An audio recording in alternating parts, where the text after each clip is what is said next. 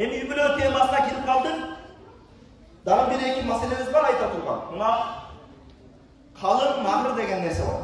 Азыр дагы бир көтөрүлүп туруп дагы бир токтоп калды эле, дагы эле пайда болуп атат. Кирип атат бул суроолор. Калың менен махыр башка-башкабы же экөө бирби?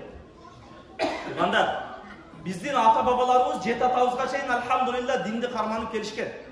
İslam dinine beken bolup gelişken. İslam dinini karasаңыз, saltыбызга сиңирип, каныбыз менен сиңирип, saltыбызга киргизип койгон. Saltыбыздын %99%ын карасаңыз, динден алынган маселелер ошол. Ошолордун бирөөсү мына ошол калың маселеси. Аны кыргыз тилинде калың дейилсе, араб тилинде махыр деп аталат экен. Кыргызчада ал калың деп аталат. Ошол кызга, кыздын атасына берип аткан калыңыңыз ошол махыр болот. Аны күйөө баланы антип, эмне карыз кылыштын кажети жок, ал ашыкча бир чыгымдарды неме кылып. Ашыкча бир чыгымдарды айтып агачы. Мына ошол берип аткан калың болдубу? 100 000 береби, 50 000 береби? Мына ошону менен махыры дагы бүттү. Ошол махыр калыңга өтөт. Бул менин эле сөзүм эмес. Бул Кыргызстандын устазы болгон Молда Абдусаттар Дамыла. Алдыңкы муфтийлерден Кыргызстандын устазы болуп, Бишкектен сабак берип турган. Көпчүлүгүбүз таныйбыз. Алла рахмат кылсын, мына ошол Абдусаттар Дамыланын сөзү бул тугандар. Ошон үчүн калың менен махыр экөө бир маселе. Анан дагы бир нерсе эркектерибизге, эми Кудай сактасын. Ажырашуу деген нерсе болбосун. Бирок туган, мына ошол ажырашууда дагы бир маселе бар. Эми өзүбүз дагы баягы айыл апада көрүп калгандыгыбыз үчүн айтып атабыз. Экөө үйлөнүп калыңга бир 200 000, 100 000 калың берет. Канча бир акча коротуп үйлөнөт. Үйлөнгөндөн кийин экөө эми турмуш келишпей калып, экөө эки жолго түшкөндө, жанагы кыз кийим кечегин алып кетейин, буюмдарым алып кетейин деп, себим алып кетейин деп келсе, жигит айтып атат, мен бул тойго 200 000 паланча миң сарптаганмын, мен бул кийимдериңди же болбосо бул шкафтарыңды башканы бербейм деп атат.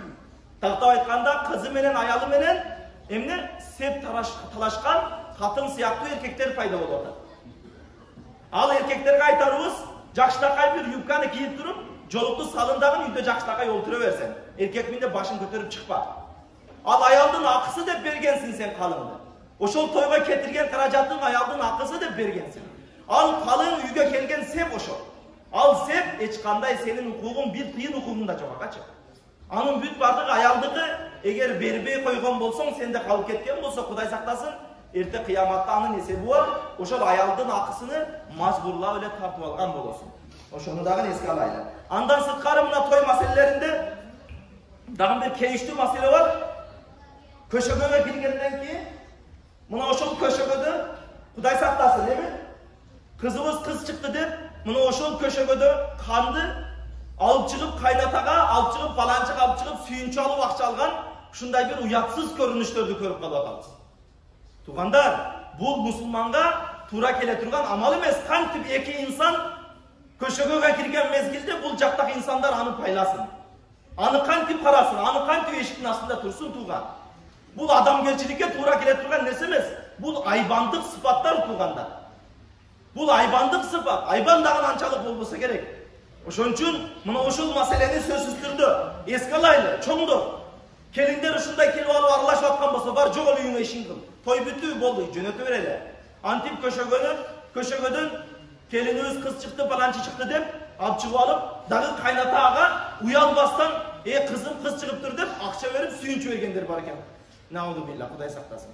Бул өтө бир чоң шермендечилик, өтө бир чоң уят тугандар. Мындай нерселерден оолак ойлуу, узак болгонго аракет кылайлы тугандар.